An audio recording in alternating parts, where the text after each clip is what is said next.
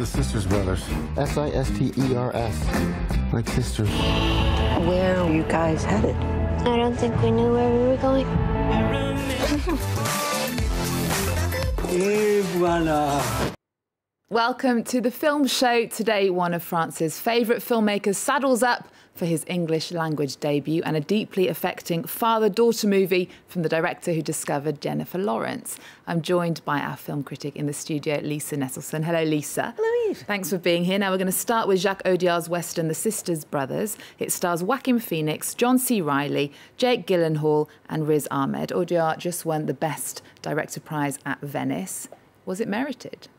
No, not really. Audiard, whose 8th film this is, and who can be a wonderful storyteller, as for an example, his film A Prophet, has a track record of winning major prizes for what I'd call the wrong films. For example, he won the Palme d'Or at Cannes for Deepan, and he shouldn't have. As for giving him the Best Director Prize for this unconventional Western, set in the Pacific Northwest in the early 1850s and based on the 2011 novel by Patrick DeWitt, I think the film's problems may just come from the directing. Audiard, whose father was an incredibly famous writer of sharp dialogue for now classic French films, insists that his English language skills, at least when it comes to speaking, are minimal. That could be a contributing factor, but Deepan was largely in the Tamil language spoken by people from Sri Lanka, and he doesn't speak that either. Here are Charlie and Eli sisters who work for a nasty and powerful man called the Commodore, and who are trying to track down a fugitive who stole from their merciless boss. You remember how Pa was with Mom? Yes, Charlie, I remember. Makes you think. You're not scared to reproduce yourself? You do realize that our father was stark raving mad and we got his foul blood in our veins? Our father drank, Charlie. Touche. That was his gift to us. That blood. That's why we're good at what we do. So tell us, do you like Jake Gyllenhaal and Riz Ahmed any better? Oh, yes, much more. Gyllenhaal's character is supposed to locate Ahmed's character and then keep him occupied until the Commodore's hitmen can show up and torture and kill him. But the captive convinces his captor that the gold rush needn't be an end in itself, and that's a really interesting twist. Also intriguing is that there are no women characters in the film to speak of, except a woman named Mayberry, played by a transgender actress. And it's fun to note that this ode to the wide open spaces of the American West was actually shot in Spain and Romania. It was John C. Reilly's wife who read the book in galleys, and the two of them bought the rights, and they went to Audiard and suggested that he direct the film. So it wasn't Audiard's idea, but it ended up occupying about 3 years of his life. And our team actually interviewed Joaquin Phoenix and John C. Reilly when they were in Paris for the premiere of The Sisters Brothers. They were impressed, though, with the French way of working. He's amazing. You could just watch him. There were times where I wish I didn't have to work and I could just watch him.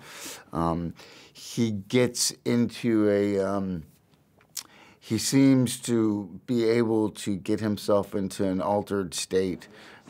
He'll just walk around the room and you will see him kind of gesturing and talking to himself and kind of looking around, and then he'll like settle on, I want the scene to be here on in this part of the room. I like the way films are made in Europe.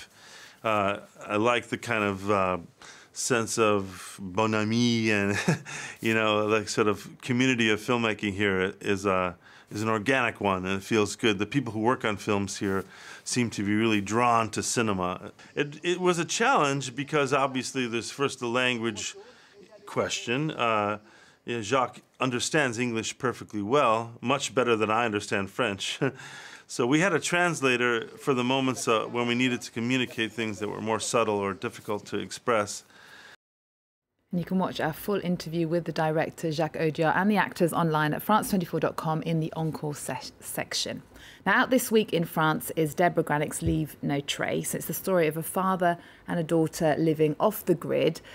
I enjoyed this film immensely. It's uplifting. It's also heartbreaking. And I love the performance from the young actress, Thomasin McKenzie. Now, did Leave No Trace make a mark on you? Oh, indeed it did. You know, if you're in a bar and somebody says that women can't make movies, well, just put down your knitting needles or your embroidery and calmly say, yes, women can make movies. And if you hear, oh yeah, name me one woman who can make a goddamn movie, just say, Debra Granik. Be it fiction or documentary, Granik has an incredible gift for bringing us into the lives of authentic Americans coping with tough times. Her astonishingly good 2010 film Winter's Bone put Jennifer Lawrence on the map as a girl trying to save her family's home against a backdrop of crystal meth labs and a backwoods code of silence. Granik is a filmmaker in the vein that, say, Woody Guthrie or Pete Seeger were folk singers, sharing clearly told yet deeply layered portraits of decent people in the face of adversity. At Granik's press conference at the Deauville Film Festival just a few weeks ago, a German colleague began by questioning, I realize there are no assholes in your film, and what an unusual thing that is. And Granik replied that most people, given the opportunity, want to help others and will strive to do the right thing. Granik's characters are nuanced, and boy, do they stick with you. And Leave No Trace is actually out in France this week, but it premiered at the Cannes Film Festival, where I interviewed the director, Debra Granik. We talked about her interest in people on the fringes of society. I think it's among the most disciplined choices that people can do when they do it very purposefully, not necessarily by difficult circumstances that just force them that way. I think it might be easier on us if we try to adapt. We're wearing their clothes, we're in their house, we're eating their food, we're doing their work. We have adapted. That's a through line of history. People that try to deviate from the norm or from the ubiquity of something in all cultures, all times. And so that's a very rich part of the big picture of history. What if the kids at school think I'm strange because of the way we're living?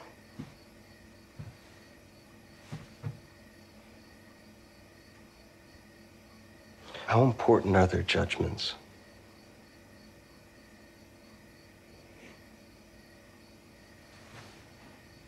Guess I'll find out. And you can watch my full interview with Debra Granik next week on France 24. Let's talk, though, now about why this daughter and father are living in a forest on their own. Well, we could talk about it, but actually it's never really spelled out. And that young actress, by the way, is from New Zealand and does a fabulous American Kid. There's an underlying assumption in the film, though, I would say, that Dad is suffering from some form of post-traumatic stress, probably from serving in the military. He and his daughter have a healthy, challenging rapport. They live, but their lives in terms of obtaining food and water are probably closer to the Sisters Brothers in 1851 than our lives here in 2018. His demons are always with him, and being cut off from normal life is his strategy for coping. But as his daughter says to him at one point, what's wrong with you isn't wrong with me. She has genuinely loved the way she's been raised, but she's ready to move on now. And the way Granik handles this evolution is exquisite. So I recommend Leave No Trace without reservation, and I suggest that if you haven't seen it, you seek out Winter's Bone. Granik was on to the true destructive contours of the opioid epidemic very early on, and the film was also nominated for 4 Oscars, if that's a source of motivation. It is for some people. Next to a unique place in Paris that's celebrating its 30th birthday this week, tell us about the Forum des Images. I could talk about this for hours. The Forum des Images began as the Vidéothèque de Paris after the city's bold and wonderful decision to create a film archive dedicated to images of Paris over the years. Anybody could go there in the underground shopping mall in the center of town at Les Halles on what is now called Rue du Cinéma, and on the audiovisual viewing consoles there with headphones, you could watch newsreels of Paris in the late 1890s, or the first serials set in the French capital, or even Superman 2, which starts with the Man of Steel rescuing Lois Lane from the Eiffel Tower. So if Paris is in it, chances are it's in their collection. And it was called the Videothèque, but of course the name changed to Forum des Images. It became video when it became the Forum des Images when video gave way to other formats. They've also always programmed films in their beautiful theaters, and they were one of the first places to offer web-connected computer terminals for a small fee when people were just starting to use the internet. They picked up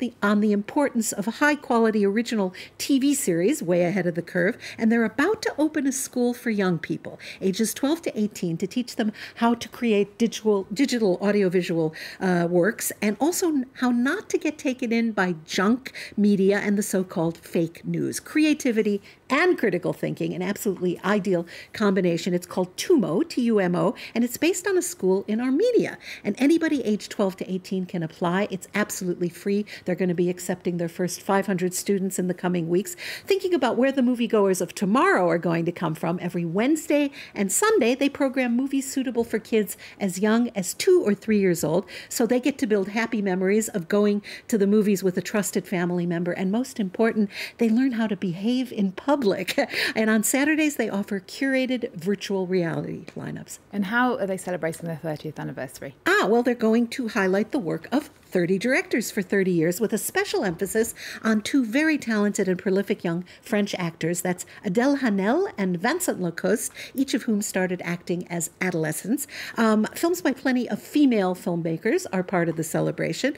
I've got quite a list here. Julie Berticelli, Leah Fenner, Shaleen Shyama, Hedy Honigman, Huda Benyamina, Claire Denis, Claire Simone, Valerie Donzelli, Axel Roper, Nomi Lovosky, Justine Triet, Agnes Varda. That's 12 directors out of 30. France has never been afraid to let women be behind the camera, and also doesn't get rid of female actors when they are a little older.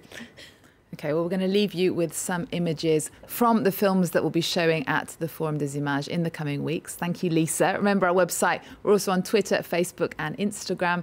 There's more news coming up on France 24 after this. What we see are but a dream within a dream.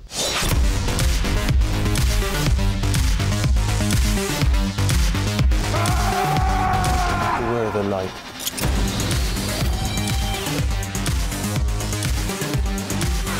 Oh, attention, chérie, ça va couper.